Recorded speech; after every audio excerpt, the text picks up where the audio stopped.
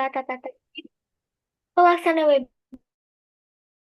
Seluruh peserta diharapkan menonaktifkan mikrofon selama pemaparan materi berlangsung. Kedua, yaitu sesi diskusi dan tanya jawab akan dibuka setelah pemaparan materi selesai. Dapat menyampaikan pertanyaan melalui fitur raise hand, mengaktifkan audio atau menuliskan pada kolom chat Zoom. Baik, tak perlu berlama-lama lagi. Selamat pagi, Bu Lilik. Selamat pagi, Mbak Anin. Selamat pagi, bagaimana Bu? Sehat Bu? Karena lagi Wah, hujan sehat, juga. sehat dan selalu semangat ini Iya, untuk berbagi pengalaman baru sama iya, teman-teman. betul. Di sini lagi hujan juga Bu di daerah saya. Iya, Di Surabaya juga mendung dari pagi ini, di lagi Gresik ya. musim hujan. Baik, mungkin operator bisa share screen terkait materi.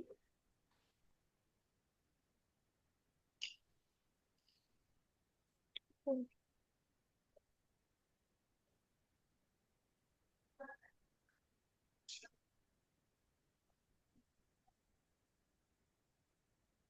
Ya sudah terlihat, Ibu. Ya, Bisa langsung saja, silakan. Bu. ya. Ya, Oke, selamat pagi, salam sejahtera. Assalamualaikum warahmatullahi wabarakatuh. Saya sampaikan terima kasih untuk Gamal. Ya, saya menyampaikan terima kasih untuk Gamal yang tidak henti-hentinya menampilkan sesuatu yang bagi dan siswa dan bermacam-macam materi yang setiap minggu selalu berganti. Nah, saya mau sharing tentang kelapa karena saya melihat saya sering ke pulau-pulau kecil bahwa negara kita ini dari dulu selalu di peringkat pertama tentang produksi kelapa. Disusul yang berikutnya adalah Filipina, India, tetapi kan sampai saat ini kita ini belum merasakan sepenuhnya dampaknya, terutama untuk pemberdayaan masyarakat. Padahal potensi ini sangat besar. Bahkan kalau kita ingat pada saat kita kecil, mungkin sekarang sudah nggak ada ya. Kalau seusia saya pasti pada tahu ini. Kalau waktu kecil itu kita ikut pramuka kan ya, simbolnya pohon kelapa. Kenapa simbol pramuka itu saat kecil kita dididik berjuang di luar dan simbolnya kegiatan itu adalah pohon kelapa karena ada satu pesan yang ingin disampaikan bahwa pohon kelapa itu mulai akar, pohon, daun sampai buahnya tidak ada yang terbuang. Itu artinya bahwa setiap kita yang saat itu ada pramuka ya, kita dididik bahwa kita harus bermanfaat untuk banyak orang dan kita harus tentunya menjadi berkat untuk banyak orang seperti pohon kelapa yang tidak ada yang sia-sia, semua memiliki arti, semua memiliki manfaat. Nah, mengingat kita ini Indonesia ini termasuk urutan pertama produsen kelapa di dunia, tetapi saya melihat dampaknya masih begitu-begitu saja. Bahkan sampai terakhir saya keliling, belum ada generasi muda yang nantinya tongkat estafet dari generasi yang sebelumnya di dalam mengembangkan kelapa. Padahal kelapa ini memiliki potensi yang sangat besar. Kita bisa melihat kalau beberapa waktu lalu ya bagaimana kelapa mulai langka. Bahkan mungkin ibu-ibu bahwa di pasar itu kelapa mulai langka. Dan kalau kita tahu kemana sih kok kelapa itu menjadi langka, ternyata sebagian besar kelapa itu dikirim ke China. Saya cerita sedikit background kelapa. Kenapa kita ini para generasi muda sebagai tongkat estafet yang berkelanjutan dari generasi sebelumnya, kita mulai lebih perhatian. Kita ini memiliki banyak potensi yang dilirik oleh dunia, tetapi kita tidak memaksimalkan manfaatnya, tidak mengusahakan dengan baik. Nah, saya berharap dengan webinar ini kalau ada anak-anak muda, mulai, ayo kita mulai memberdayakan apa yang ada di sekitar kita. Dan begitu favoritnya kelapa ini. Kalau di China itu ada satu, kalau kita tahu kenapa sih China sebanyak itu bisa mendatangkan kelapa. Mereka itu ada mulai mencampurkan minuman, kopi mereka itu tidak dengan susu, tetapi mereka mulai beralih dengan kelapa. Karena kelapa itu juga memiliki banyak keuntungan, bisa mengurangi rasa pahit dari kelapa, bahkan mungkin lebih gurih dan untuk orang yang alergi susu bisa mengalihkan itu dengan kelapa. Dikelola dengan baik, sebenarnya sampai itu juga dampaknya untuk kesehatan sangat bagus. Antioksidannya tinggi, dia bisa meningkatkan kolesterol baik di dalam tubuh kita. Banyak sekali manfaat juga untuk minyak dan segala macam. Kita semua udah tahu itu. Dan kalau kita melihat lagi COVID di Cina itu mulai berdiri 2019 dengan 4.500 gerai dia menggunakan kelapa. Kenapa kalau kita melihat terakhir-terakhir ini kelapa semakin langka? Sampai 4.500 gerai dia di akhir 2025 itu sudah memiliki 26.200 gerai. Artinya apa? Pertumbuhan sangat cepat dan peminatnya sangat banyak. Nah, negara yang tidak memiliki dan tidak bisa menanam kelapa aja bisa mendapatkan keuntungan begitu banyak dari kelapa. Apakah kita hanya mau sebagai menonton aja? Saya tidak. Apalagi kan kalau sekarang saya pernah membaca ini, mereka mulai mendirikan pabrik di Morowali dengan investasi yang besar-besaran.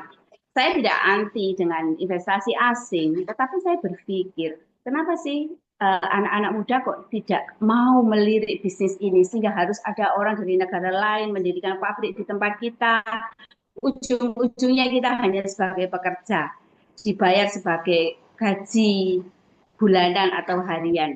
Sementara kita yang memiliki itu semua. Dan saya berharap untuk anak-anak muda, generasi penerus, mulai memikirkan bahwa kita ini bisa berkembang, bisa memberdayakan masyarakat, bisa memperoleh keuntungan dari semua itu. Asalkan kita itu mau benar-benar sungguh-sungguh melakukan dan mengupayakan hal itu. Nah, saya mau berbicara dari awal ya tentang potensi dan peluang. Tadi peluang salah satunya kita ekspor. Kalau kita ekspor itu, kita ekspornya kan dari satu biji kelapa.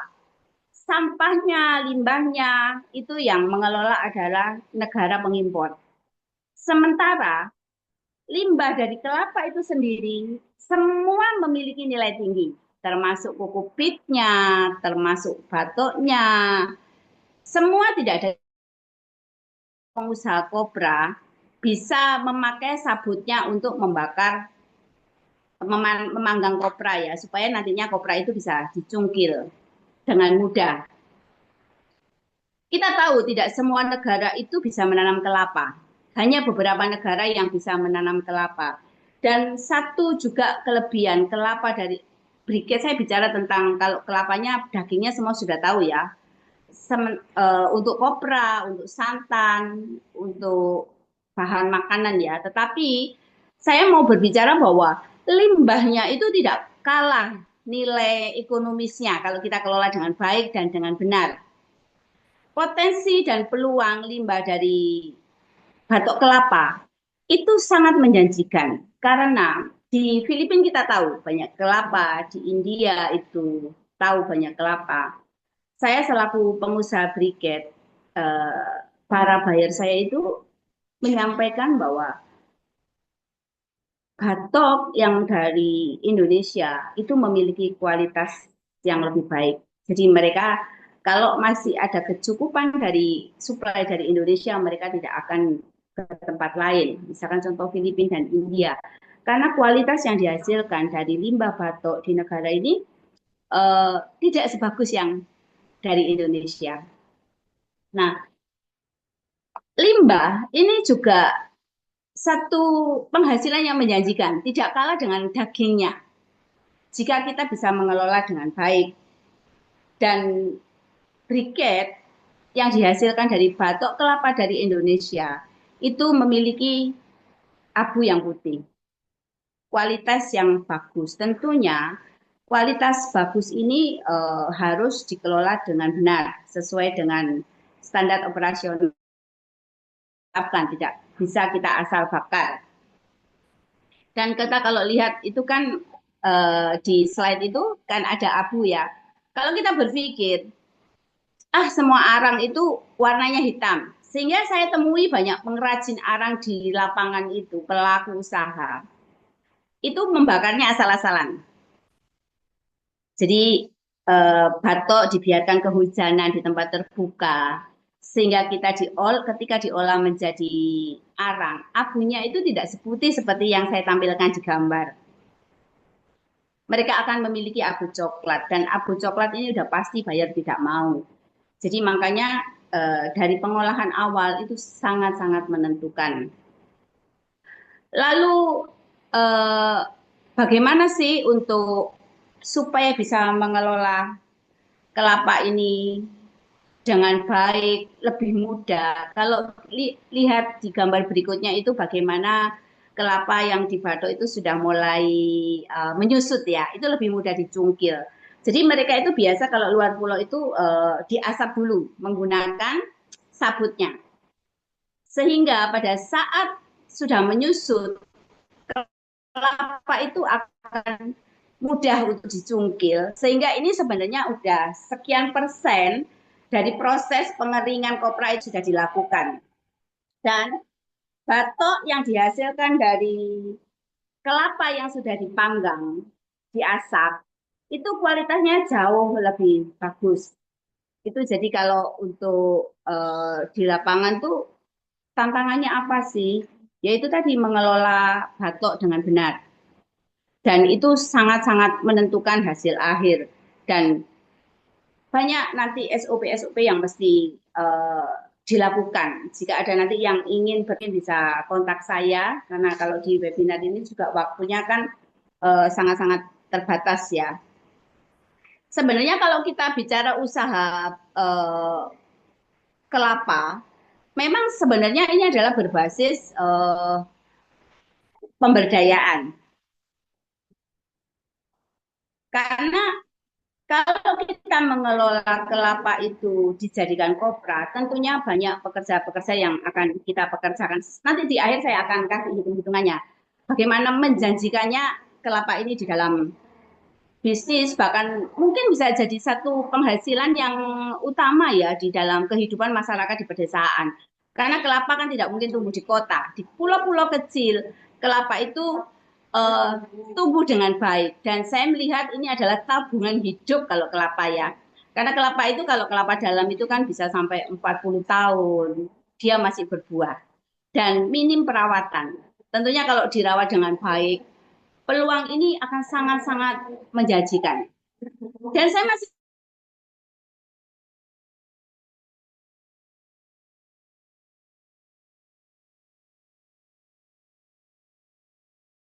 dibuang begitu saja. Bahkan banyak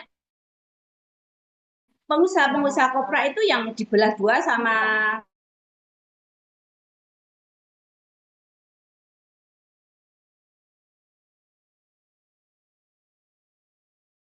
membakar.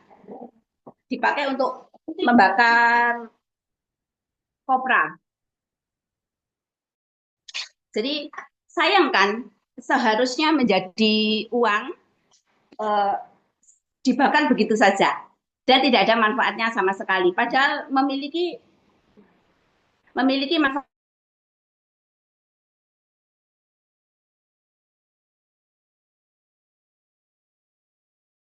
penting di dalam mengelola bisnis arang batok kelapa ini.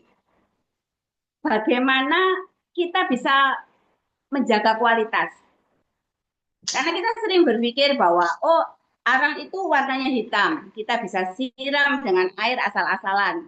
Bahkan yang sangat dihindari ketika kita membuat untuk menghasilkan abu putih yang seperti di atas ya, yang sangat dihindari adalah batok yang kotor kena hujan terus-menerus hingga air tanah naik ke bahan baku dari batok itu sendiri, atau bahkan kalau kita melihat kan kelapa itu banyak tumbuh di tepi pantai.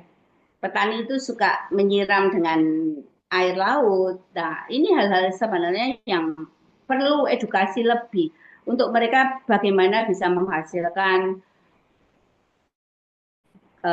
arang yang berkualitas. Mungkin Bapak Ibu bisa dilihat di gambar itu ya, bagaimana arang yang tadinya butiran-butiran kita cetak menjadi sesuatu bentuk yang baru yang diinginkan oleh buyer, dan itu nilainya cukup menjanjikan juga. Makanya kan eh, ke depan anak-anak muda, generasi-generasi muda harus mulai berpikir bagaimana mengelola ini dengan baik. Dan saya yakin jika generasi penerus mulai peduli dengan memanfaatkan kelapa ini dengan baik, kita tidak perlu pusing bagaimana harus cari pekerjaan di kota. Kita cukup tinggal di daerah kita masing-masing. Kita semakin tanaman pohon kelapa. Dan saya yakin itu tidak kalah penghasilan yang kita terima dengan kita bekerja di perusahaan-perusahaan yang tentunya dengan teknologi yang semakin berkembang, perusahaan-perusahaan juga akan mengurangi karyawan gitu kan. Dan kita harus mulai berpikir bahwa di desa pun kita bisa berkembang. Di desa pun kita bisa meningkatkan ekonomi. Di desa pun kita bisa eh, melakukan pekerjaan yang ada di daerah itu dengan baik.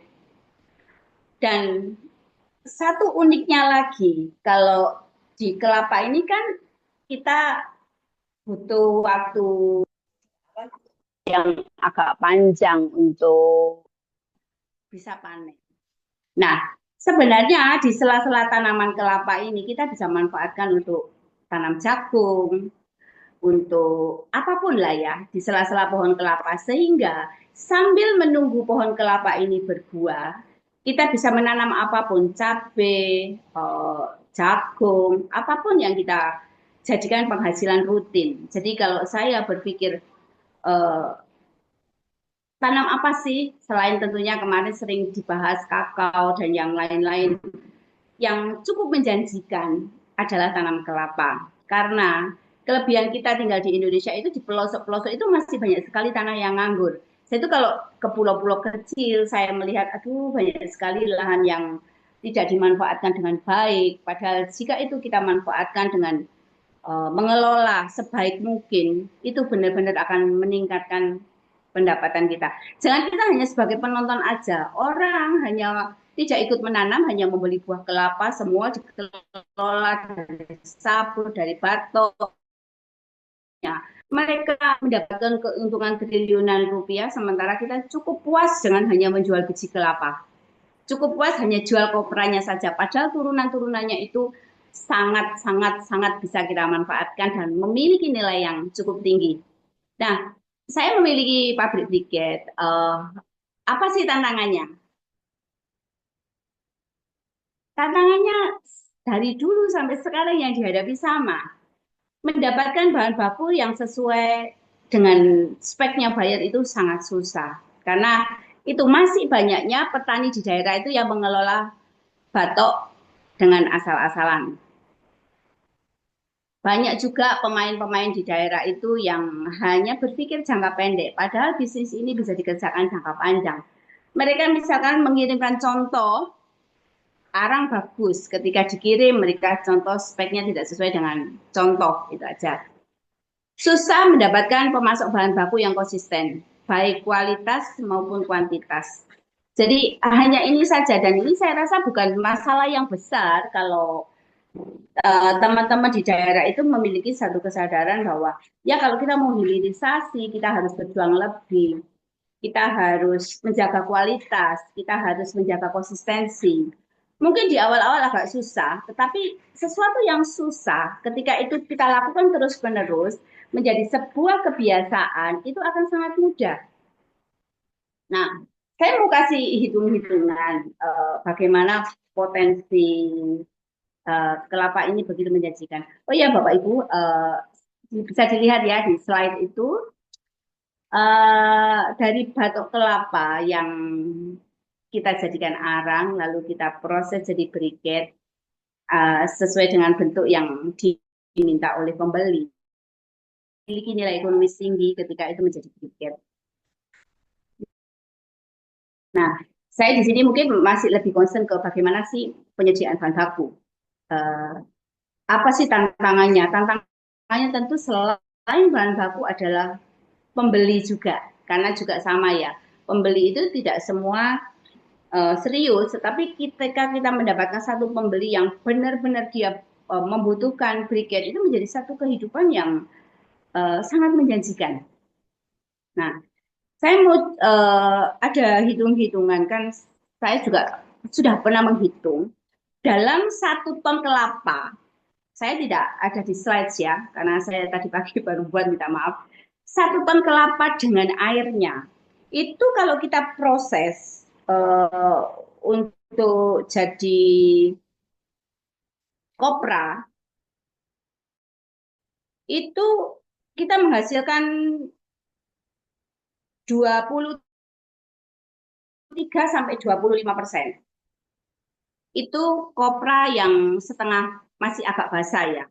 Mungkin kalau kopra yang sudah kering sesuai yang permintaan dari pabrik-pabrik minyak, itu bisa menghasilkan 24% lah ya. Dari 1 ton kelapa yang sudah dikupas, kita timbang dengan airnya, itu menghasilkan 23 sampai 25%.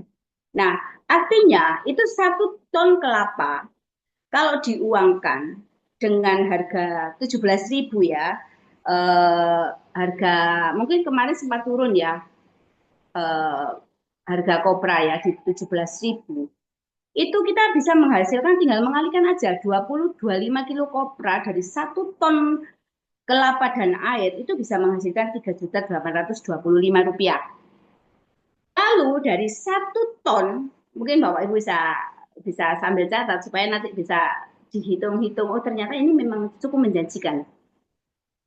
Dari kelapa yang ditimbang dengan eh, airnya, itu akan menghasilkan 18% itu batok.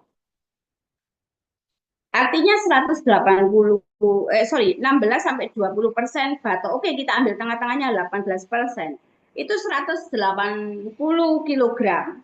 Itu bisa menghasilkan dari 1 ton, itu menghasilkan 432.000. Jadi 3.800.000 ditambah 430 itu dari 1 ton kelapa beserta isi. Mungkin kalau di daerah kelapanya kecil-kecil bisa 1.500 butir ya. Nah, satu pohon itu bisa menghasilkan 25 sampai 90 kilogram per tahun. Itu saya hitung yang paling kecil ya. Jadi kalau untuk menghasilkan 1 ton, itu kita membutuhkan 25 pohon kelapa. Itu penghitungan paling kecil. Dan saya jarang sekali menemukan di pulau-pulau kecil itu orang memiliki 25 pohon. Mereka biasanya memiliki ratusan. Nah, 25 pohon itu sudah menghasilkan 1 ton kelapa. Itu minimal ya 1 tahun ya. Jadi Bapak Ibu tinggal kalikan. Kalau 1 hektar itu kelapa dalam itu bisa 100 sampai 200 pohon. Kalau yang genjak itu bisa 300 sampai 400 pohon. Jadi tinggal mengalihkan. Dan mau nanam kelapa dalam atau kelapa genjak itu pilihan. Sama-sama manfaatnya sama. Cuman memang lebih masa panen lebih lama kelapa dalam dan perakaran lebih kuat itu saja. Dan saya mau, ayo kita jadi tuan di negeri sendiri.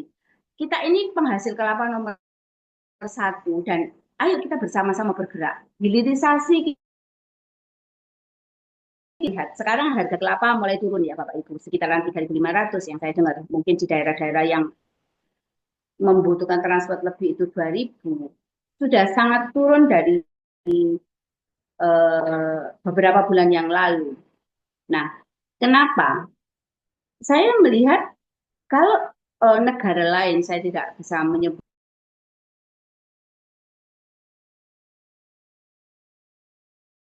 Kita itu hanya jadi penonton. Padahal ketika rumah tangga mengerjakan ini dengan baik,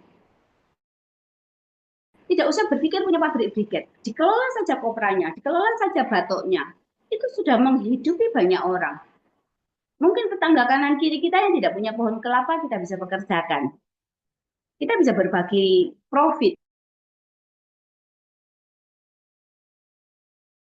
Kita bisa bayangkan berapa banyak tetangga satu penghasilan baru kita ketika kita mengelola semua ini dengan baik. Ketika kita mengelola semua ini dengan benar, karena mengingat sampai hari ini teman-teman pengusaha briket itu paling susah adalah mendapatkan produk yang berkualitas. Itu tantangan paling besar. Dan kalau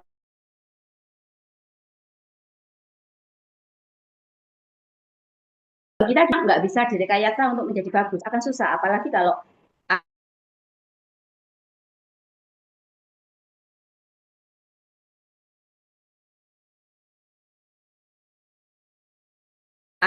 pentingnya mengelola dengan baik itu adalah satu patokan utama.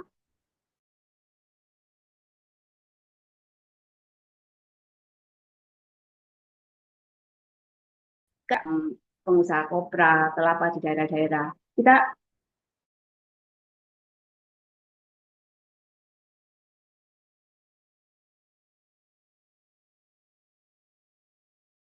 nah saya ingin membangkitkan, ayo ajak anak-anak muda untuk melihat negara kita ini kaya loh. Negara kita ini banyak orang jauh-jauh aja datang ke Indonesia hanya untuk mendapatkan kelapa. Mereka mau membeli dengan harga mahal karena begitu menjanjikannya kelapa ini. Dan untuk anak-anak muda di tempat ini, jangan khawatir, nggak perlu menunggu kelapa ini sambil menunggu pohon kelapa ini ya tumbuh dan berbuah. Kita juga bisa di tengah-tengahnya tanam pohon coklat. Kita bisa bayangin ya, udah kita panen kelapa yang memiliki nilai tinggi, lalu kita juga di bawahnya kita tanam coklat yang memiliki nilai tinggi. Kita mulai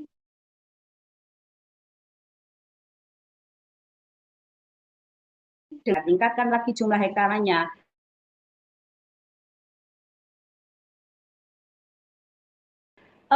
Dan saya rasa uh, kita bisa kok mendapatkan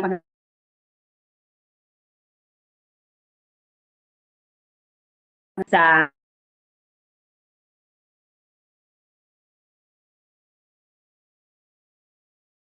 panen 3 bulan sekali. Nah, banyak sekali yang bisa kita tanam jahe, tergantung apa yang pasar butuhkan. Jadi saya rasa begitu. Mungkin saya lebih ke sesi tanya jawab ya nantinya, karena saya mau infokan bahwa sebenarnya peluang untuk bisnis arang ini masih sangat-sangat tinggi dan eh, produk dari arang batok kelapa yang dari Indonesia ini tetap sampai saat ini menjadi favorit. Terutama kalau untuk Sulawesi ya.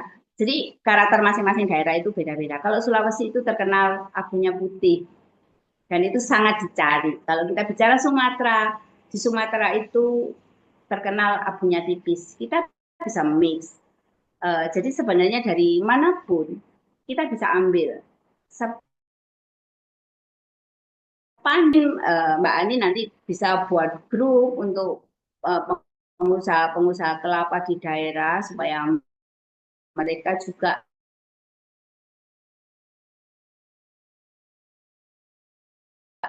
bisa memanfaatkan karena memang kalau kita bicara tentang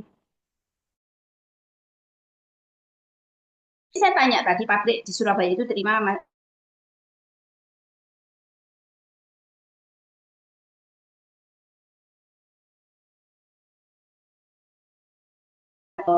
arang batok kelapa itu bisa 10.000 sampai 11.000, 12.000 tergantung juga sejauh apa tempat itu kita ambil karena kan semakin dalam semakin pelosok tentunya semakin besar itu juga akan diperhitungkan. Jadi seperti itu, saya rasa pemaparan saya cukup.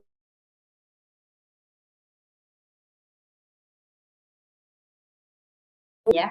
Ini saya lagi di pabrik ya, nanti saya kasih video kalau udah kita Ya, tanya boleh. jawab. Baik, mungkin langsung saja ya memasuki acara selanjutnya yaitu sesi tanya jawab. Bu yang ingin bertanya langsung boleh raise hand atau menuliskan pertanyaannya di kolom chat Zoom. Mungkin ini sudah ada dari Bapak Agung. Oh, mungkin Bapak Agung Wuliana di sini apa saja kriteria yang berkualitas? Nanti setelahnya Bapak Johar ya, Bapak John Har ya. Ya, mungkin Bapak Agung terlebih dahulu ini Bu di kolom chat. Bisa dijawab, Bu? Mau Lili? diulang barusan putus-putus? Oh, boleh. Bagaimana apa saja kriteria bahan baku batok yang dicari untuk briket yang berkualitas? Eh, Sebenarnya hampir semua batuk bisa, Bapak. Jadi kelemahannya itu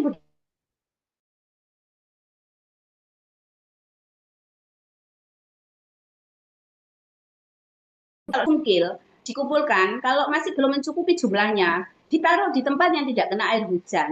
Artinya kalau kehujanan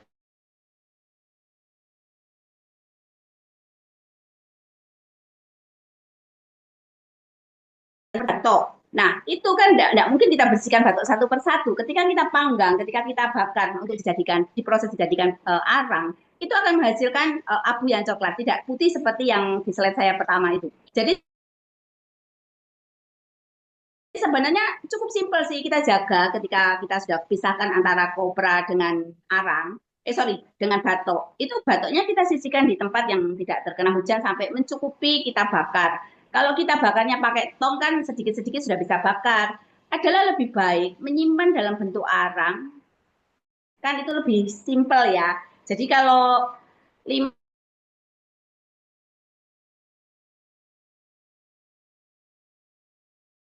kalau Bapak menyimpan di tempat manapun, tapi segera kita proses di tong kalau misalkan produksinya tidak banyak. Tetapi kalau produksinya banyak bisa buat kolam 2 meter kali 2 meter, kedalaman 2 meter juga, itu kan bisa memproduksi lebih banyak.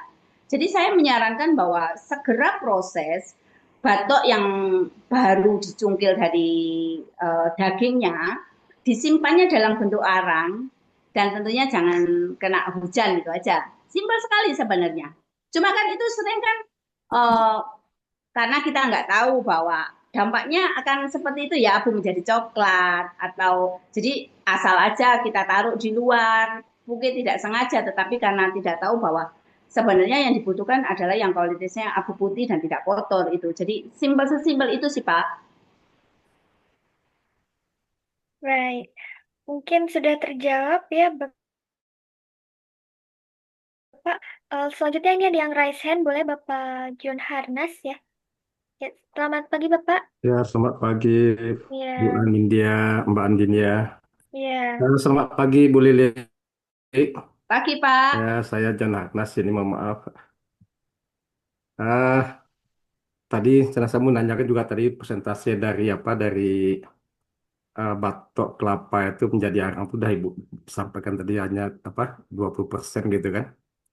Nah, sekarang mau saya tanyakan gini Bu, saya Ya. nggak ngerti juga cara membuat eh, arang jadi putih itu Bu dari batok kelapa itu. Apakah batoknya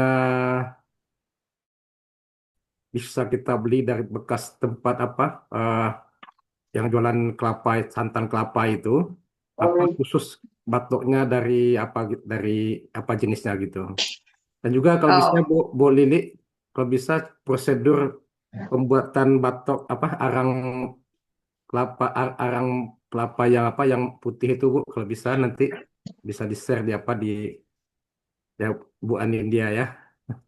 ya. Itu aja Bu dari saya Pak, Bu, terima kasih Bu ya. Lili. Pak, ya. Terima kasih Pak John. Sebenarnya semua batok itu kita kalau bicara eh, batok Sulawesi itu kan lebih kecenderungannya putih. Sebenarnya tempat lain juga sama lah putih. Sebenarnya nggak ada kriteria khusus Pak, semua batok sepanjang itu fresh, artinya tidak terkena air hujan dan air tanah, langsung diproses, itu pasti putih Pak. Yang perlu Bapak hindari adalah menyiram pembuatan arang batok kelapa itu dengan air laut atau air kotor. Misalkan kan mungkin kita berpikir ya, hitam disiram air apapun sembarangan juga nggak masalah gitu kan. Itu nggak bisa Pak. Jadi mesti kita siramnya adalah air bersih, air sumur, air PDAM juga boleh. Jangan disiram dengan air laut, air payau, lalu jangan disiram dengan sembarang air kotor, itu tidak boleh Pak. Itu akan mempengaruhi hasil akhir sih. Sebenarnya sangat sangat sangat simpel. Jadi diperhatikan bahan baku dari cungkil dari para itu Bapak bisa beli dari pengusaha kopra, itu kan banyak. Mereka kadang tidak punya waktu yang saya temui ya, karena mereka concern di pembuatan kopra. Kadang-kadang mereka itu tidak punya waktu mengelola arangnya. Dan kalau ada orang yang mau mengelola itu, sebenarnya peluangnya ini sangat besar sekali Pak untuk daerah-daerah Sulawesi di pulau-pulau itu Pak. Dan kalau Bapak bisa menghasilkan arang yang bagus, Bapak bisa supply ke saya. Nanti saya juga bisa akan kunjungi tempat Bapak juga. Kita akan ajarin teman-teman di daerah bagaimana sih menghasilkan arang batok kelapa yang bagus. Asal potensinya cukup besar karena kami cukup lumayan sering keliling ke Sulawesi ya Pak. Jadi sesimpel itu sih Pak, tidak memerlukan sesuatu yang rumit begitu Bapak. Oh iya Bu, Cukup saya menjawab Pak minta tolong John atau masih ada apanya pertanyaan? itu prosedurnya Bu atau cara pembuatan arang dari batok untuk jadi arang putih itu Bu. Oh, Supaya ini bisa saya kita nanti kita coba kita pelajari lagi gitu. oh oke. Pak, kita buat skala kecil ya, pakai drum ya Pak ya. Jadi isi drum itu dengan seperempat dulu Pak. Seperempat kita buat api dulu. Kita nyalakan, kalau sudah nyala semua, kita kasih Pak sampai penuh. Kita tunggu sampai nyala semua jadi bara. Itu kalau sudah jadi bara kan dia akan menyusut kan Pak, karena sudah pada jadi bara, sudah ini. Nah kita tambahin lagi Pak. Biasanya cukup 3-4 kali nambah. Kalau sudah penuh Pak, sudah jadi bara semua, pastikan ya Pak, semua sudah jadi bara. Jadi karena kalau nanti ada batok yang masih mentah, ini tidak baik. Juga Bapak tidak boleh membakar terlalu lama, karena kalau Bapak membakar terlalu lama nanti banyak yang menjadi abu. Gitu. Jadi memang waktunya ini harus pas, pengisian juga harus pas. Jadi pengisian tidak boleh terlambat. Pada saat bara sudah menyala, Bapak tambahin lagi sampai penuh. Itu kan kalau sudah bara ada itu cepat sekali dia akan menyala sampai atas. Kalau sudah mulai dipakai kayu ya Pak, kita tambah lagi. Biasanya kalau mau hasil maksimal itu nambah 3 kali udah cukup sampai jadi bara semua lalu disiram Pak. Disiram eh,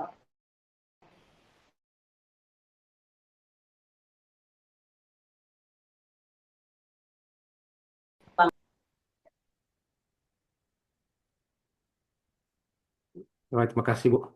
Itu bahan apanya Bu? Bahan kayu pembakar itu ada khusus atau gimana? Pembakar awalnya itu Bu. oh enggak Pak, teman-teman itu saya lihat biasanya kan kalau di drum lebih gampang ya Pak. Ya. Mereka bisa pakai bensin jangan terlalu banyak, terus hindari plastik sih Pak. Tapi saya lihat teman-teman di lapangan itu banyak menggunakan pakai plastik botol gitu ya yang untuk menyalakan awal. Tapi sebenarnya kan itu tidak disarankan. Bagaimanapun plastik kan akhirnya juga akan berdampak tidak baik buat kesehatan gitu kan.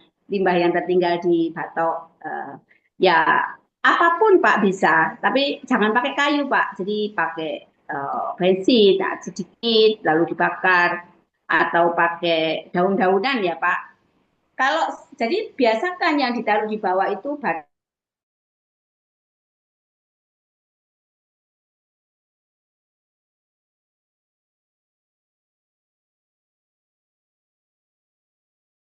nambah berikutnya itu jauh lebih gampang Pak.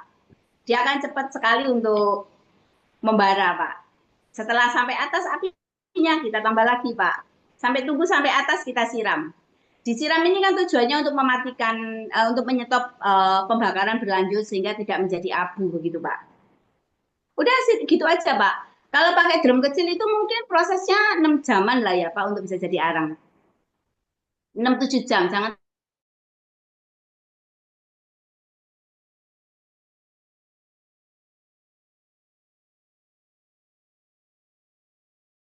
semua, itu pasti lebih cepat terbakar. Jadi kan lihatnya udah, kalau udah terbakar semua di atas berarti udah selesai, lalu disiram dengan air bersih itu Pak.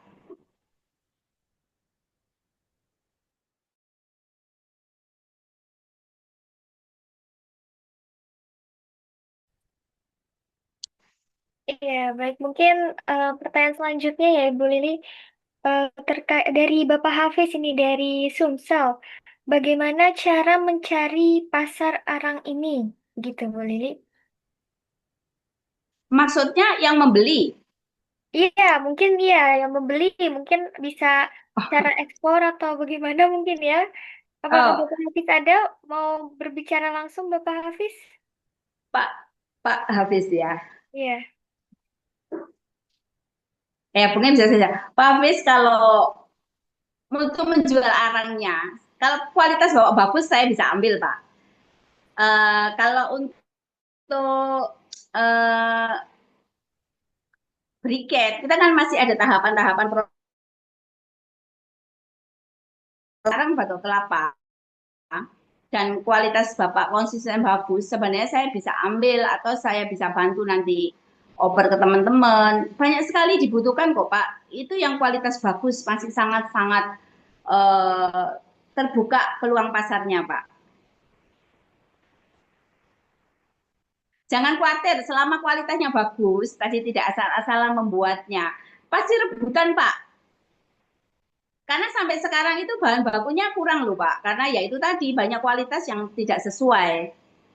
Jadi ayo kita belajar membuat sesuatu yang kalau kita jualan sesuatu kan pasti kita harus menjual yang diinginkan oleh pasar, bukan diinginkan oleh yang membuat kan. Jadi ya selama yang dibuat sesuai dengan kemauan pasar, saya pikir tidak susah juga sih Pak. Iya. Itu Pak Bagaimana Hafiz. Bapak Hafiz? Ya mungkin sudah terjawab, nggih. Oke, selanjutnya ini dari Bapak Taufik. Kalau bagi kami anak muda, Bu, bagusnya kami nanam kelapa jenis apa yang bisa dipakai untuk briket. Kami tinggal di Muara Badak, Tengar, Muara Badak, Tenggarong, begitu. Oh, tengah. Atau Bapak Taufik.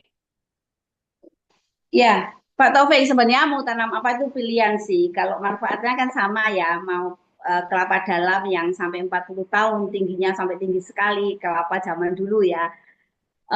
Atau bisa kelapa genja, itu sebenarnya pilihan. Dan eh, anak muda misalkan mau tanam 5 hektar, di daerah itu kan masih banyak tanah-tanah kosong ya.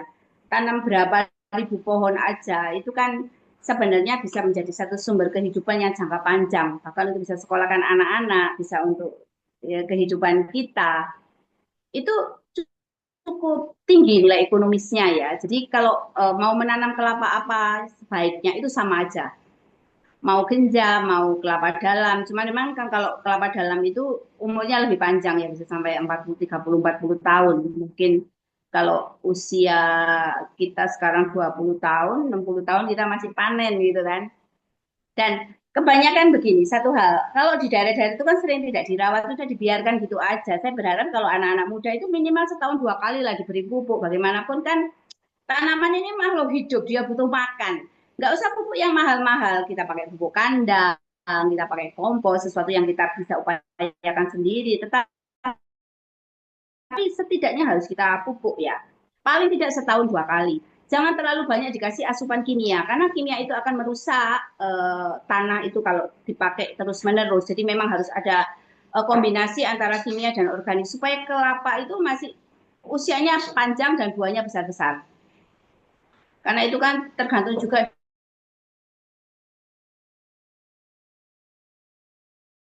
Tapi anak muda yang berani memulai menanam kelapa, saya yakin ini akan tidak usah pusing mencari pekerjaan apapun di luar sana gitu.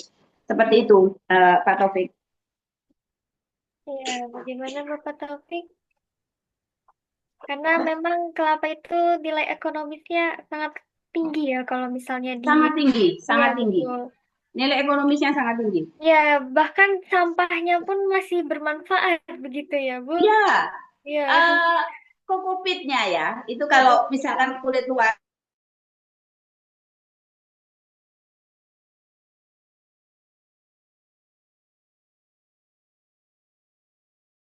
tempatnya melon pakai kupit, pakai media tanamnya ya. Mereka mau simple mungkin ya di kota di lahan yang sempit, tanam di polybag, nutrisinya dicukupkan itu hasil buahnya juga akan sangat sangat sangat besar. Ya, betul. Baik, Ibu, ini saya izin bacakan pertanyaan selanjutnya ya. Dari Bu Ria, mungkin ini, oke, di sini ini Fustariana dari Jogja. Apa langkah konkret yang bisa dilakukan untuk mulai usaha briket arang ini? Tempat dekat sini banyak sekali batok kelapa, begitu. Bisa langsung dijawab saja, Bu. Ya, mungkin saya pikir Bapak Ibu mesti belajar dulu membuat arang yang berkualitas. Langkah konkret tentu ya pasti beli mesin, investasi tempat, belajar bagaimana cara membuat, menemukan buyer tentunya. Karena kan kalau kita membuat sesuatu nggak ada pembelinya kan juga sayang. Mungkin bisa dimulai step by step dengan membuat arang dengan kualitas bagus dulu. Belajar, mempelajari arang. Nanti kalau sudah mulai upgrade pengetahuan, mulai cari tahu tentang sesuatu yang lebih. Dan itu aja sih, langkah konkretnya cuma satu, langsung melakukan, tidak hanya sebagai wacana, tidak hanya sebagai mimpi, tidak sebagai angan-angan. Apapun keinginan, langkah konkretnya adalah melakukan. Gagal, berhasil, itu urusan kedua. Karena setiap usaha yang kita lakukan tentunya enggak, pasti ada tantangannya. Tidak segampang kita ngomong, oh buat ini cepat jadi enggak, semua ada tantangannya. Tapi saya percaya dengan kegagalan, dengan tantangan, dengan masalah yang ada, kita bisa belajar lebih. Ya, berarti memang harus dicoba dulu ya, Bu. Kalau gagal, kita kan bisa mencoba lagi trial error gitu ya, sampai berhasil menemukan yang pas begitu ya. Ya, ya jangan gagalnya sering-sering ya, harus Iya, cepat. betul. Begitu ada kegagalan harus dicari, oh ini apa Evaluasi. yang membuat gagal, berikutnya jangan gagal lagi. Hmm. Oke, baik, saya bacakan pertanyaan selanjutnya dari Bapak Gatot. Ibu, kalau bahan arangnya dari cangkang sawit, apakah bisa? Gitu. Ya, cangkang sawit itu mengandung zat yang tidak baik untuk kesehatan. Bahkan Eropa melarang. Bapak coba perhatikan ya, kalau Bapak membuat arang dari cangkang sawit, ketika Bapak bakar, itu kan pedes di mata, di tenggorokan terasa gatal. Sementara kalau briket ini kan kita pakai untuk dihisap, untuk sisa ya. Kalau di luar negeri ya, mereka pakai untuk merokok, pakai tobacco. Jadi kan kalau dari cangkang sawit, saya rasa speknya tidak memenuhi kalau untuk briket. Karena itu tadi ada bahan kimia yang berbahaya, yang jika dihisap terus-menerus itu akan sangat membahayakan kesehatan. Bapak bisa coba dari awal aja kan kalau kita batok kelapa itu kalau kita bakar jadi arang lalu kita bakar itu tidak ada bau. Kalau yang benar ya tidak ada bau, tidak ada pedis mata. Tetapi kalau kelapa sawit sudah menjadi arang bapak bakar itu membuat mata pedis, bau menyengat. Kalau kita kena hirupan asapnya tenggorokan kita sakit. Jadi kalau untuk kelapa sawit belum bisa saya rasa bapak kalau untuk briket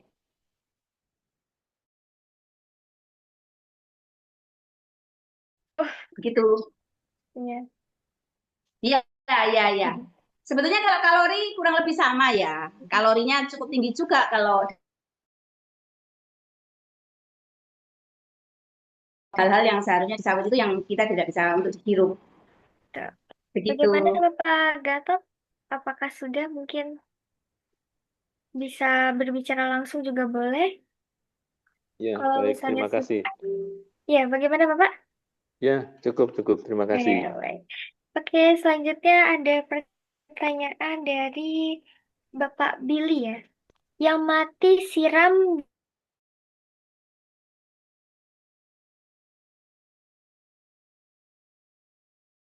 lalu daerah ada aturan ketat dari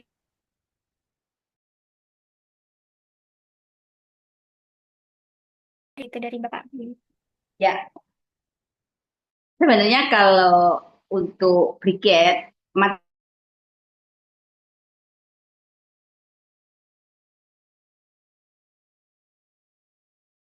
nah kalau mengerjakan sesuatu memang harus perhatikan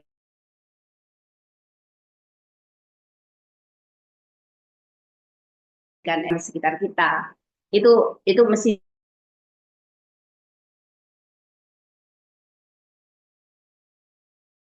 Jadi gini, kalau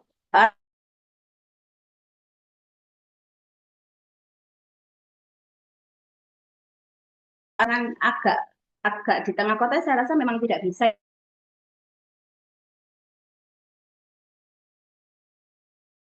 di drum. Kalau pakai drum kan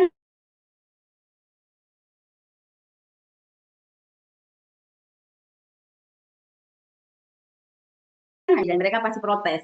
Nah, ada beberapa tempat yang padat penduduk, tentunya harus izin penduduk sekitar. Itu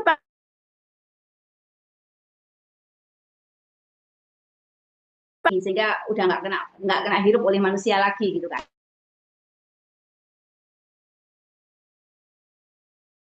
Kita buat cerobong asap itu salah satu solusi sih.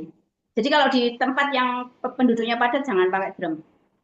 Jadi pakai kotak lalu kita pakai cerobong asap gitu. Dan itu pun harus disesuaikan dengan aturan masing-masing daerah. Dibolehkan nggak asapnya mengganggu lingkungan nggak, itu mesti ya juga harus dipenuhi. Tapi saya rasa selama ini ya kalau di daerah-daerah luar pulau itu nggak ada.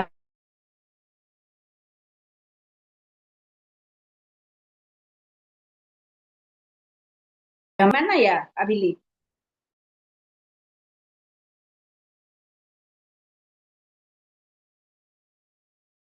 Sepertinya masih. Bagaimana Pak Billy? Mau berbicara langsung dengan Bu Lili?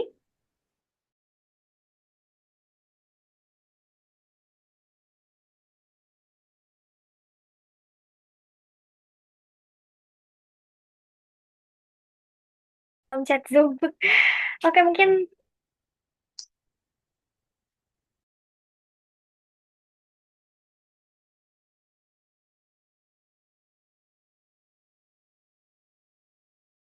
dengan audio serta nanti pertanyaan bisa dituliskan di kolom chat Zoom. Di sini ada titipan pertanyaan. Eh,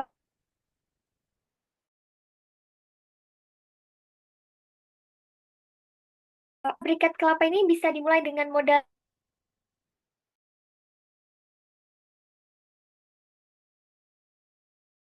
yang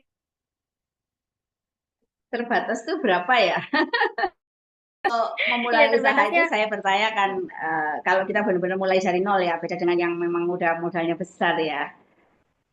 Saya rasa usaha itu yang utama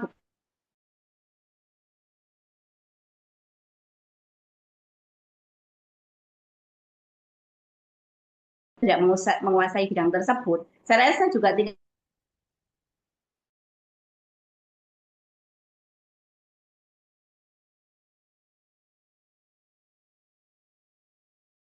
itu mesti kita lewati. Belajar dulu bahan baku yang baik seperti apa, lalu mulai bertahap naik dan segala macam. Dan kalau mengenai modal tentu relatif ya. Kalau sudah briket itu kan pasti menggunakan mesin dan segala macam, itu juga perlu investasi. Jadi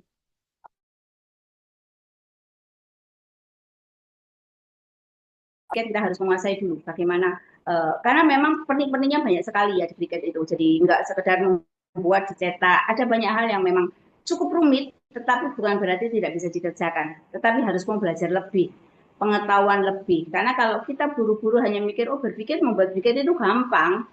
Nah, itu saya rasa nanti pasti ada kegagalan yang akan kita temui. Karena saya melihat ya, usaha yang eh, terus belajar sampai detik ini saya rasa itu di briket karena bahan baku mempengaruhi segala macam lah, kelembapan dan segala macam, perlu belajar lebih. Jadi uh, modal perlu Bapak, tetapi yang paling penting adalah menguasai dulu apa yang akan kita kerjakan. uh, Modal minim itu menurut saya relatif juga, masing-masing orang pasti berbeda ya, gitu. Pak saya menjawab. Saya Mbak Ani bisa share mungkin nomor WA saya. Oh, boleh Eh, Ibu. Jadi kalau Bisa ada teman-teman yang butuh edukasi untuk bagaimana membuat arang yang bagus, itu mungkin langkah awal dulu ya, membuat arang yang bagus. Kalau arang Bapak Ibu sudah bisa diterima oleh pabrik briket, artinya Bapak Ibu sudah bisa membuat itu dengan baik gitu kan. Nanti saya juga bisa kasih masukan ya, karena saya juga sampai saat ini juga masih perlu belajar. Masukan gimana sih untuk produksi arang yang lebih baik. Jadi bisa share mungkin Bapak Ibu yang punya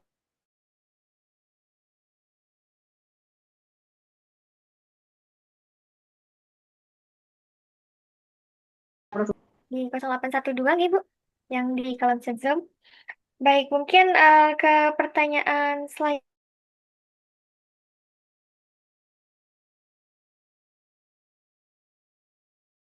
saya bacakan. Nah, untuk pemasaran lokal terlebih dahulu atau memang bisa langsung diekspor begitu, Bu? Nah, kalau briket jarang orang lokal memakai ya. Saya kebanyakan memang diekspor. Dan ekspor itu speknya cukup tinggi. Jadi apa ya? Persyaratannya cukup banyak, tapi bukan berarti nggak bisa dilakukan. Artinya kan spek yang buyer minta itu banyak sekali. Misalkan kalau udah jadi tadi itu kan sudah dibakar jadi merah. Kalau kita jatuhkan itu tidak boleh pecah. Kalau dilihat di slide saya itu kan eh, barangnya mulus ya, tidak boleh ada retak. Jadi banyak sekali. Makanya saya bicara tadi bahwa menguasai itu jauh lebih penting daripada kita eh, punya modal seberapa banyak. Kalau kita hanya mengandalkan modal, tidak menguasai cara pembuatan, saya rasa juga tidak akan berhasil dengan baik. Jatuh bangunnya akan lebih sakit gitu kan. Jadi untuk pemasaran kalau briket memang kebanyakan diekspor Mbak Nin. Ya, berarti pasarnya memang untuk ekspor ya, Bu? Ya kalau orang Indonesia kan merokoknya pakai sigaret ya. Kalau sigaret pakai sisa itu. Jadi kan hampir ada beberapa gerai-gerai yang sekarang mulai marak sisa di Jogja, di mana itu mulai ada, tetapi kan memakainya sedikit sekali. Mm-mm. Tapi kalau di luar negeri beberapa negara itu menjadi sebuah kebiasaan pagi bangun tidur cowok perempuan laki-laki itu merokok sisa biasa. Sehari bisa berapa kali, makanya permintaan masih sangat tinggi. Ya, betul. Baik, Ibu saya izin ini ya untuk pertanyaan selanjutnya lagi. Di sini bagaimana cara menjaga kualitas briket itu agar konsisten gitu? Belajar terus menerus. Jadi begini, uh, briket itu kan tergantung dari bahan baku. Kelembapan bahan baku itu berbeda-beda. Jadi harus memang menguasai. Oh, kalau kelembapannya begini mesti kita melakukan apa? Kalau bahannya kering kita mesti melakukan apa? Kalau ya belajar terus menerus sih. Ya, berarti kuncinya Itu belajar terus menerus ya, Bu. ya, dan harus kalau kan ini karena kita ekspor ya, jadi harus benar-benar nggak boleh ada kesalahan yang diminta bayar itu harus kita penuhi semua. Kalau nggak pasti berikutnya dia nggak akan order. Dan itu yang sering dialami oleh pabrik tiket ya.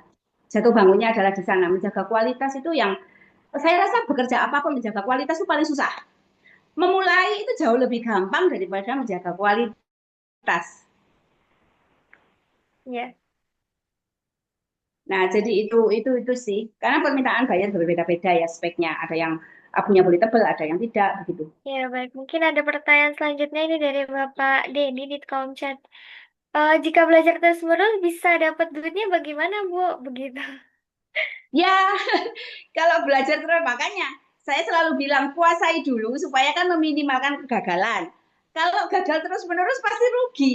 Dan boleh ditanya, banyak pengusaha-pengusaha briket itu yang bertahan hanya beberapa lama, beberapa saat, karena dia tidak bisa memenuhi speknya dari buyer. Akhirnya satu kali, dua kali, bahkan mungkin banyak barang yang ditolak. Nah, itu potensi kerugiannya memang sangat besar. Seperti itu. Makanya menguasai apa namanya cara itu jauh lebih penting sih. Makanya kan bahan baku belajar dari bahan baku dulu itu langkah awal sih yang konkret yang bisa kita lakukan. Itu kan relatif lebih mudah kan. Ya. Kalau gagal Iya, sudah terus-menerus, ada akhirnya rasan. gulung tikar, Pak. Iya. Sudah rasan Bapak Denny? Ya, ya Bapak. Selamat siang.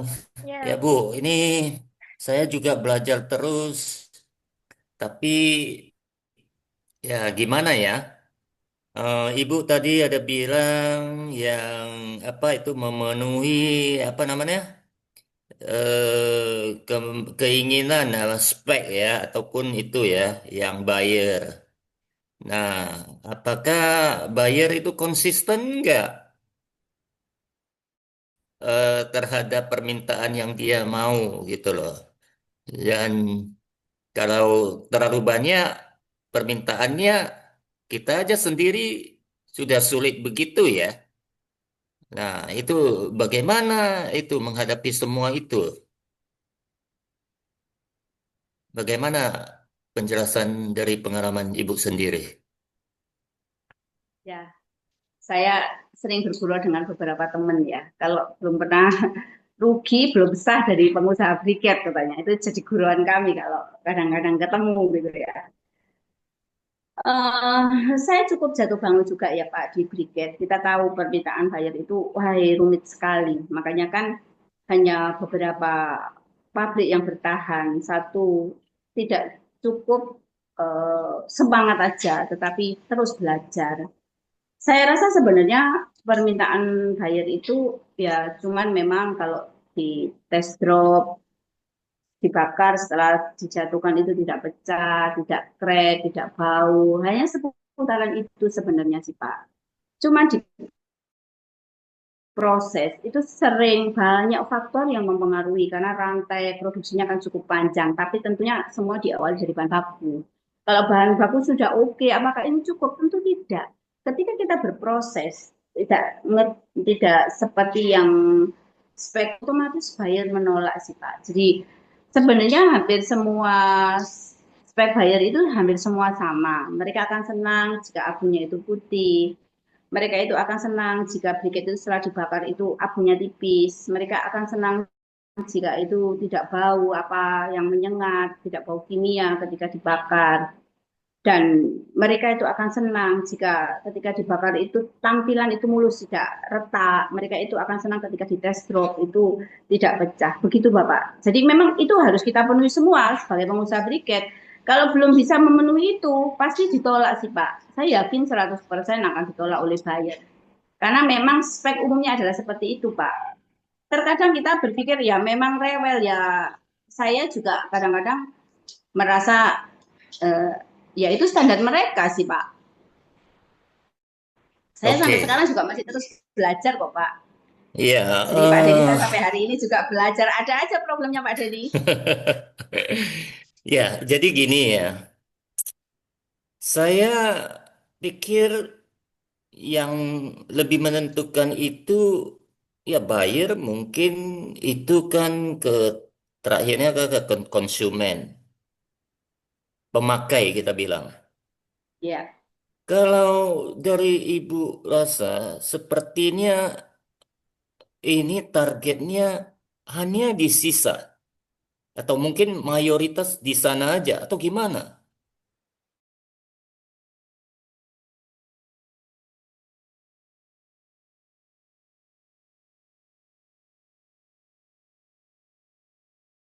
Kompetisi dengan produk sejenis lainnya.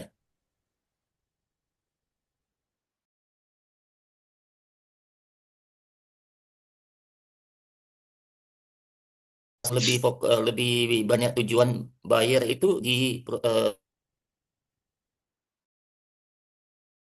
eh, pemakai sisa, begitu ya, Bu? ada pasar sih Pak. Jadi kan cuman kan kalau buat barbecue itu speknya lebih gampang ya Pak. Jadi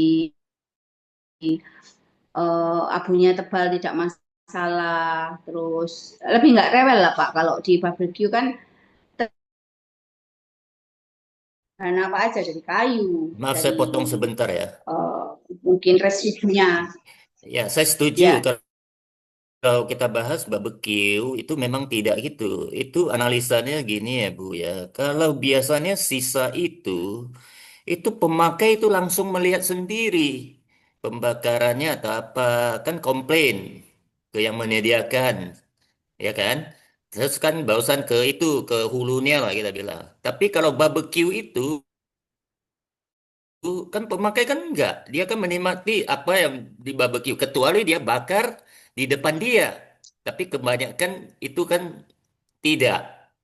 Itu kebanyakan pemakaian rumahan lah kalau ke yang lebih besar, misalnya untuk orang catering atau apa ya, mungkin mereka tidak begitu masalahkan itu ya. Tapi kalau yang sisa, karena itu pemakai akhir itu kan melihat sendiri lagi enak-enak, semua tingkat ekspektasinya itu tinggi-tinggi. Sisa kan juga nggak murah, misalnya gitu ya kan. Jadi komplain-komplain seperti gitu ya diteruskan. Akhirnya yang menyediakan ini semua di hulu itu, ya kalau kita kan makin diikat ya makin sulit kan. Nah, kecuali kita bisa menghadapi itu. Nah, dan berarti diikat dalam terlalu banyak parameter gitu loh. Hmm. Jadi Ibu boleh lanjut. Ya, oke Pak. Makanya Pak, tadi yang paling penting adalah di bahan baku. Kalau kuncinya bahan baku teman-teman itu sudah prosesnya baik Pak, tidak batok yang lama. Sampai tadi saya tak uraikan di depan bahwa batok harus baru, lebih baik disimpan dalam bentuk arang di tempat yang bersih, tidak kena hujan, itu jauh lebih bagus. Itu akan menjaga kualitas bagus terus menerus. Lalu bagaimana? Kenapa kok buyer kita itu rewel Pak? Karena memang kalau misalkan merek tertentu ya Pak, merek A gitu Pak, dipasarkan di negara mereka, lalu abunya tebel, lalu abunya coklat, karena mereka itu, saya juga nggak paham sampai sekarang, kalau mereka itu menghisap sisa, itu mereka sangat perhatian dengan abu putih dan tipis. Ketika itu abunya coklat, abunya tebal, eh, yang terjadi di pasar ini ya Pak, mereka tidak akan ambil lagi merek tersebut. Dengan buyer rewel ini kan membuat apa ya, tingkatan kita itu, tuntutan ke kita itu semakin tinggi. Tapi memang itu sebenarnya bukan permintaan buyer, saya yakin. Buyer yang beli dalam jumlah kontainer ya Pak. Tetapi memang pasar Pak yang menginginkan begitu Pak. Jadi untuk kelas menengah ke atas. Jadi kalau di luar itu ada menengah ke bawah itu mereka nggak peduli abu agak tebal, mungkin mereka ya oke masih pakai, yang penting bisa terbakar gitu. Tapi untuk kelas yang mau berani bayar menengah ke atas, itu memang concern sekali Pak. Kalau mereka beli sesuatu yang ketika mereka bakar pecah, retak, mudah retak, abu coklat, abu tebal, mereka tidak akan beli lagi. Ujung-ujungnya kan buyer yang datang ke Indonesia mengalami kerugian, Pak. Makanya kan dia tidak akan beli lagi di kita. Kecuali kita bisa memperbaiki kualitas. Jadi memang agak rumit, tapi saya pikir setiap bisnis itu punya kerumitan sendiri-sendiri. Dan itu bagian kita yang berusaha itu mengusahakan itu menjadi baik, begitu Pak. Semua pekerjaan dibutuhkan effort lebih memang sih Pak kalau mau bertahan jangka panjang. Itu tidak hanya pabriknya Pak, yang membuat arang di daerah juga begitu sih Pak. Saya kalau misalkan ada pemasok arang, saya selalu kasih kesempatan, oh ini tidak bagus, saya kasih edukasi dan sebagainya. Kalau mereka nggak bisa jaga kualitas, saya juga tidak akan ambil Pak. Jadi sama, perlakuan buyer ke kita juga sama. Kalau kita sudah dikasih tahu, saya mintanya ini. Ternyata kita nggak bisa penuhi itu, supaya kita jelek, nggak diambil, akhirnya kita rugi kan Pak. Jadi barang kan kok di pabrik kita dan itu nggak bisa dijual. Jadi memang menguasai itu sangat penting. Itu sih Pak. Ibu, Sama harus bisa hmm, dipercaya. Ibu ada produksi sendiri Iya Pak, saya produksi sendiri di mana? di Surabaya Pak. Oh, kapasitas berapa itu, Bu? Ada lah Pak, kecil-kecilan Pak. Oh, nggak apa-apa. Ntar mungkin kita bisa meningkat itu kan. Ya, Kita itu masih kecil-kecilan Pak.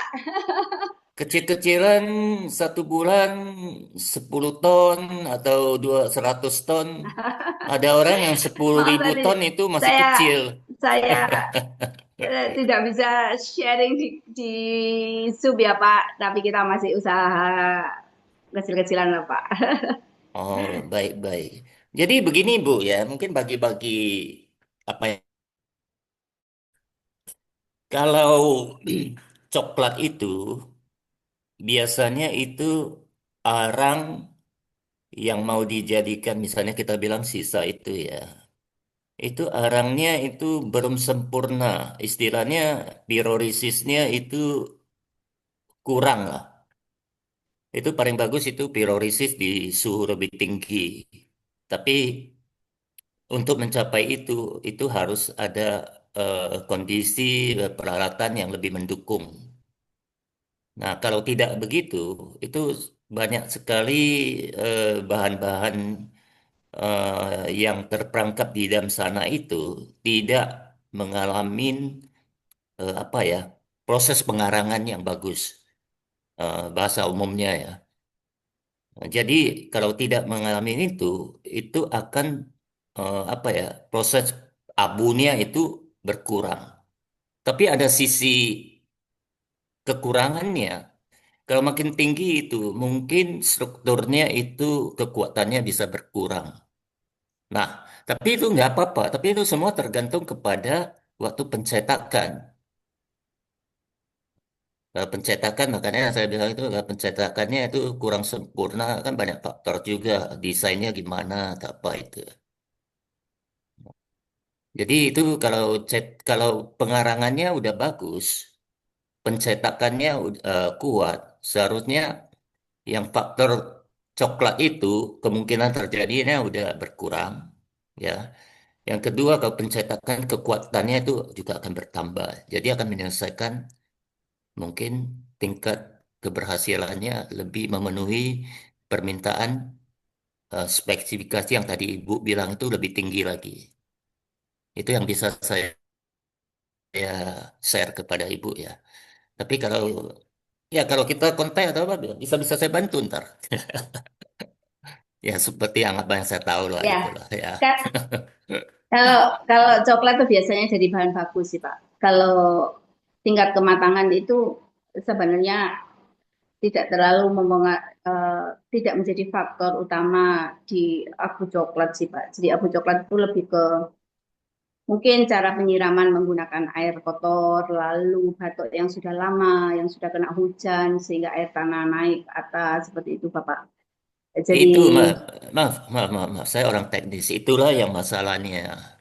Jadi kalau tidak matang, ya itu kalau kamu siram langsung di dalamnya itu biasanya di tengahnya itu yang tidak mendapatkan apa ya suhu atau tekanan suhu yang memadai itu, dia proses kepengarangannya itu jauh lebih lambat dibandingkan yang bagian luar.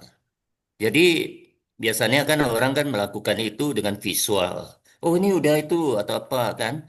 Ya langsung disiram. Proses penyiraman itu sebenarnya itu bukan suatu pilihan yang paling bagus. Tapi itu mungkin setelah praktek itu yang paling mudah dilakukan.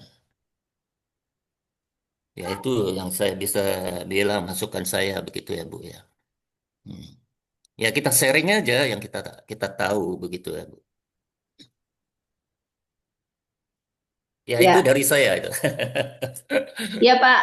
Jadi sejauh ini teman-teman di lapangan itu udah punya teknik sih setahu saya. Jadi mereka itu kebanyakan yang sampai ke saya semua matinya bukan mati hampas, Pak, mati siram dan sejauh ini mereka karena udah berpengalaman sehingga sejauh ini nggak ada masalah dengan kualitas sih Pak. Jadi Hmm. mereka udah saya makanya kan terima itu yang petani-petani yang memang dalam binaan kita ya Pak. Jadi mereka udah ngerti dan mereka sejauh ini walaupun siram mereka eh matangnya sempurna. Adalah satu dua, nggak sampai 0, sekian persen yang batok tidak matang dan itu kan pasti melalui penyortiran di dalam prosesnya kan begitu Pak. Jadi mereka sejauh ini cari cara memang paling gampang disiram dan kalau memang ya itu tadi masalah menguasai tekniknya, usaha apapun harus menguasai caranya.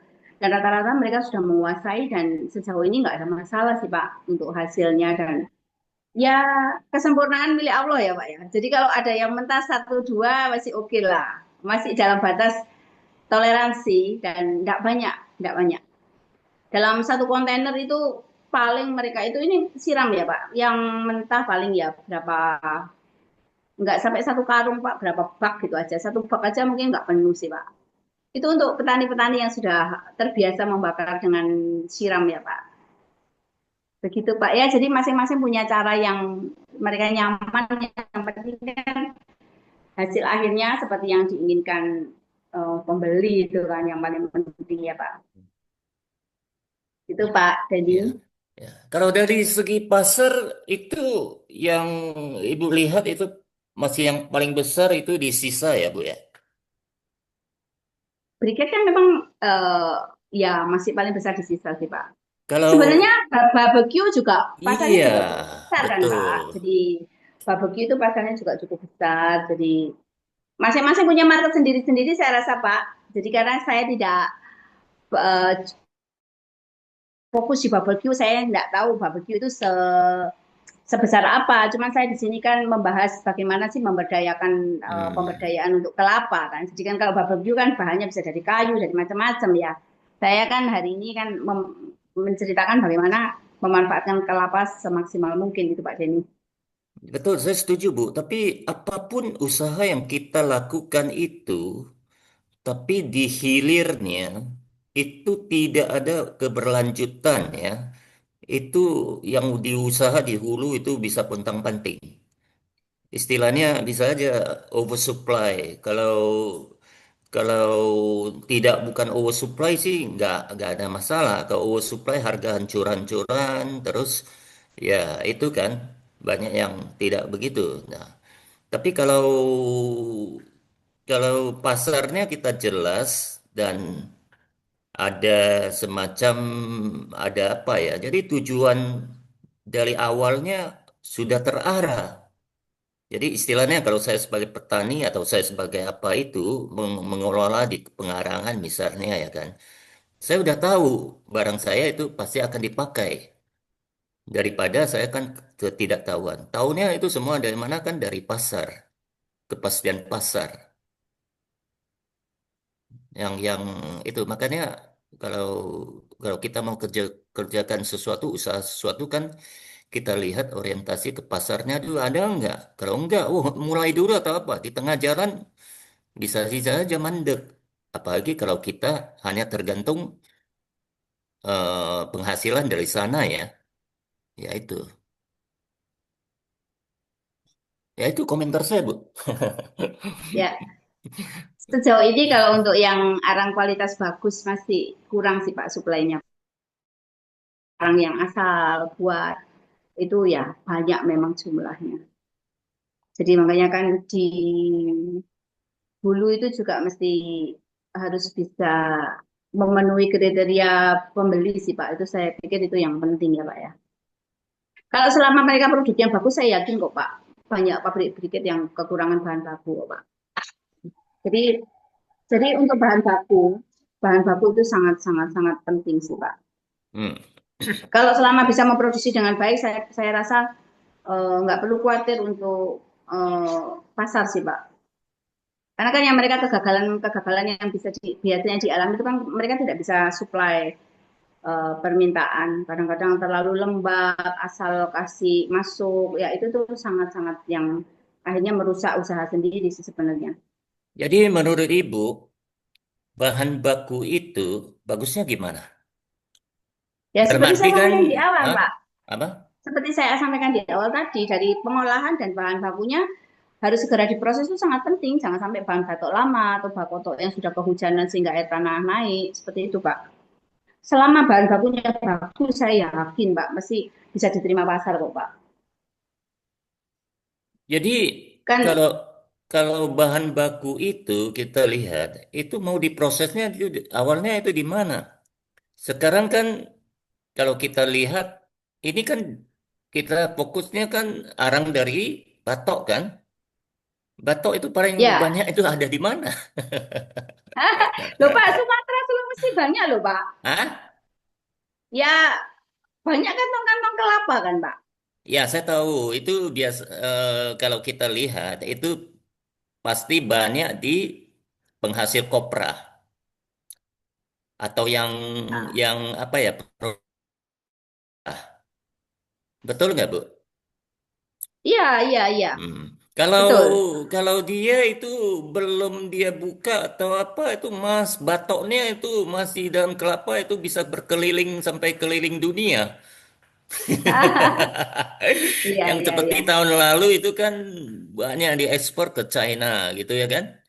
Nah, itu kan larinya itu. Tapi kalau kalau enggak ya ke pabrik pengolahan. Itu apa besar.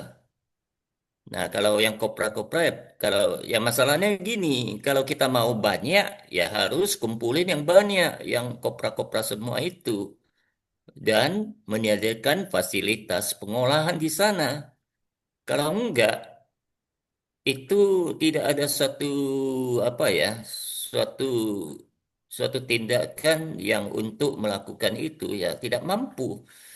Ya kemampuan orang kan masih terbatas. Mungkin seperti saya, seperti ibu, pendanaan atau apa, ya kan? Nah itu. Tapi yang punya semua ini, ya perusahaan-perusahaan yang bisa melakukan itu karena mereka memiliki itu. Jadi mereka bisa melakukan. Mau di lokasi kek atau mau di lokasi dia, ya kan? Jadi apakah itu faktor langsung proses di tempat itu satu pilihan? Kalau menurut saya belum tentu. Itu bisa, itu tergantung kepada batoknya itu kapan di posisi mana itu kapan mulai keluar muncul. Nah itulah yang harus diproses dan berapa banyak kan. Nah ya proses itu bisa saja yaitu apa yang kita mau andalkan. Apa cuaca sendiri yang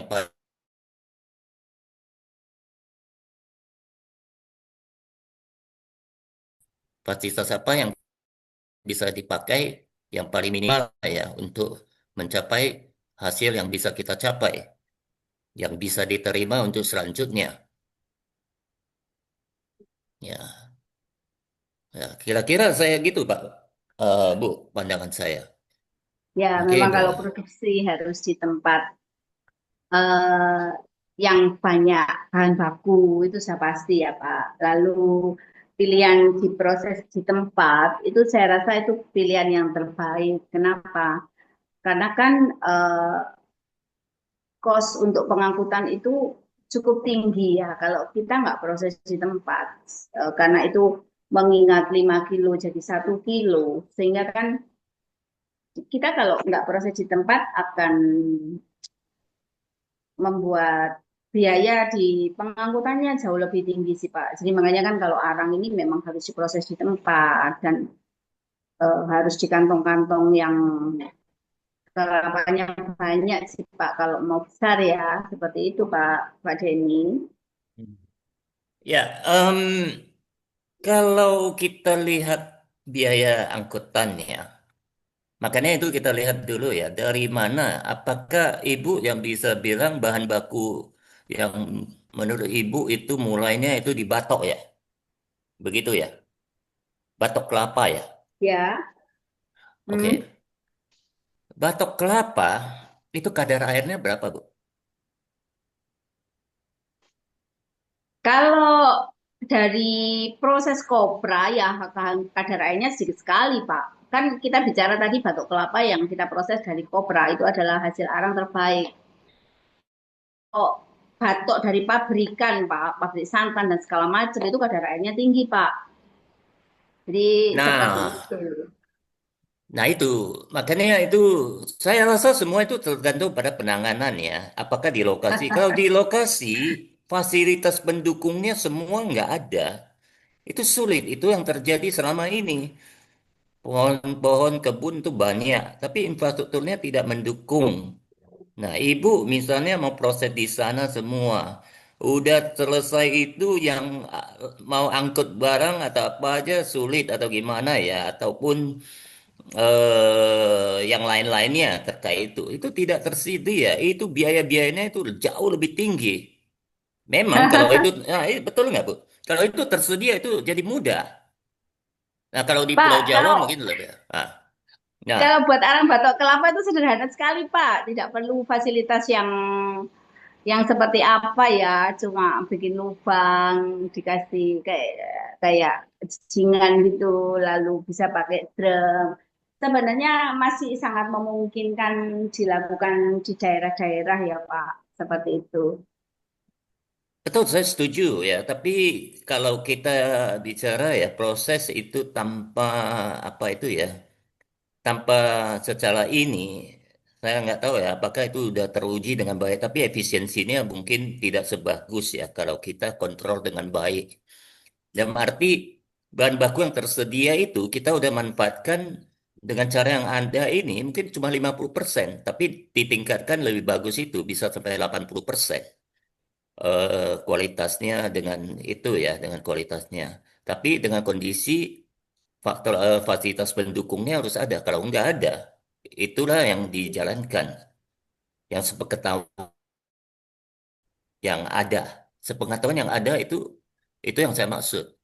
Itu belum efisiensinya rendah. Makanya itu kalau efisien rendah terus kualitasnya itu akan yang kita temu sekarang ini di ibu beli arang atau apa barusan ini wah kualitasnya susah atau apa karena lokasinya seperti itu fasilitas yang ada nggak menunjang. Jadi kalau misalnya itu ada dibuat dengan baik ya bisa kualitasnya lebih bagus. Itulah yang dilakukan oleh yang pemodal-pemodal besar itu, kenapa mereka bisa melakukan kualitas dengan baik? Karena mereka siapkan itu di lokasi tersebut dengan membangun fasilitas yang cukup memadai. Tapi yang kalau yang kecil-kecil, nggak ada itu, nggak ada pengetahuan itu, melakukan apa yang mereka tahu. Nah, tingkatnya itu sampai di sana aja. Apa yang terjadi selanjutnya? Itu yang tergantung kepada penerima selanjutnya dia, bagaimana dia mengolah ini, apa yang ada ini untuk mencapai kualitas yang dia mau tingkatkan. Apakah itu mudah atau enggak? Kalau menurut saya tingkatnya itu lebih sulit daripada diurus dari di awal. Ya, nggak tahu ya penjelasan saya itu Ibu bisa bisa mengikuti atau enggak ya? Pak, setahu saya, kalau Batok itu masih memungkinkan untuk pemberdayaan masyarakat sih Pak. Jadi nggak perlu fasilitas yang cukup rumit. Jadi makanya kan adanya webinar ini kan dibuat kan, saya yakin bahwa pembuatan ini bisa memberdayakan masyarakat yang tidak perlu teknologi yang terlalu rumit, juga tidak perlu biaya yang terlalu besar, yang penting ada bahan baku itu aja, sehingga kan masih memungkinkan di daerah-daerah terpencil itu mereka bisa mendapatkan manfaat lebih. Jadi itu Bapak. Setuju. Jadi Betul. nggak perlu itu Bapak. Hmm. Ya, itu betul ya. Kalau itu dijalankan, itu biasanya harus pendampingan yang bagus ya. Istilahnya ini antara dia istilahnya kita memakai teknologi yang apa ya, tapi konsistensi kita dapat walaupun yang cara yang lebih rendah atau teknologi yang lebih bukan yang paling canggih atau gimana itu. Ya betul, tapi kalau kalau itu kebanyakan tuh kembali kepada ke manusianya juga. Ya, kalau dia tidak menjalankan sesuai dengan itu dengan baik atau apa, karena untuk menganalisa selanjutnya itu jadi jauh lebih sulit selanjutnya gitu. Apalagi kultur kita itu tidak biasakan itu mengakui kesalahan, menutupi kesalahan. Jadi banyak sekali hal yang terjadi itu sulit kita apa ya perbaiki secepatnya. Itu pengetahuan saya di lapangan terkait dengan pelaksanaan yang seperti yang Ibu jelaskan itu. Ya, Ya mungkin dari itu, izin Bah. ya Bapak Denny dan Bu Lili karena Ya udah, waktunya. ada yang silakan aja. Kita kan ngobrol Ya, santai. ya betul. Karena waktunya juga sudah sebentar Ya, lagi. Ya, Mungkin ya. terakhir nanti Bu Lili bisa tolong putarkan video proses pembuatan arang. Atau bisa dikirimkan ke saya nanti biar saya bantu share screen. Ya, eh, saya videonya nggak ada yang ready sih. Tadi saya Oh, mikirkan mau nunjukin yang di tempat produksi kayaknya tidak memungkinkan. Mungkin nanti tak coba cari video-video yang tak buat yang baru aja ya ya Mbak boleh, Anin ya. nanti bisa, nanti saya kirimkan ke grup diskusi kelapa. Ya, Ya, baik. saya mungkin nambahkan sedikit ya. Memang Pak Denny, saya ada petani-petani binaan untuk memastikan bahwa hasil arangnya adalah sesuai spek, begitu Pak Denny. Jadi nggak bisa dilepas begitu saja. Itu untuk yang tadi pertanyaan Bapak yang terakhir, dan saya kembalikan ke Mbak Anin untuk waktunya. Iya, karena eh, keterbatasan waktu ya, sesi diskusi Nah, tanya jawab pada hari ini akan kami akhiri saja. Terus terima kasih atas antusiasme dan partisipasi dari seluruh peserta webinar. Oke, selanjutnya yaitu eh, bisa Bu Lili untuk melakukan closing statement-nya, memberikan closing statement untuk para peserta webinar hari ini. Silakan, Bu. ya, jangan pernah berhenti untuk berjuang.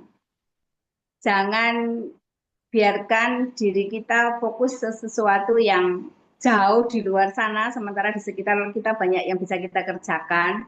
Dan saya percaya anak-anak muda nantinya mungkin kalau yang ada di tempat ini generasi eh, bukan generasi muda, saya minta untuk memberi satu arahan supaya ada keberlanjutan dari apa yang sudah Tuhan berikan bagi kita di Indonesia ini cukup banyak, dan kita harus bersama-sama bergerak bagaimana potensi yang ada di negeri kita ini kita maksimalkan, dan tidak ada lagi di pelosok-pelosok yang kekurangan penghasilan karena di sekitar kita sudah banyak yang dan banyak hal yang bisa kita kerjakan itu, Anin.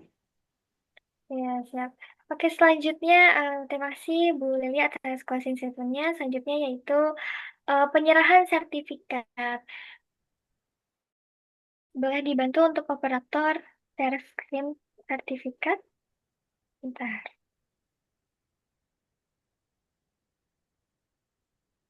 Baik.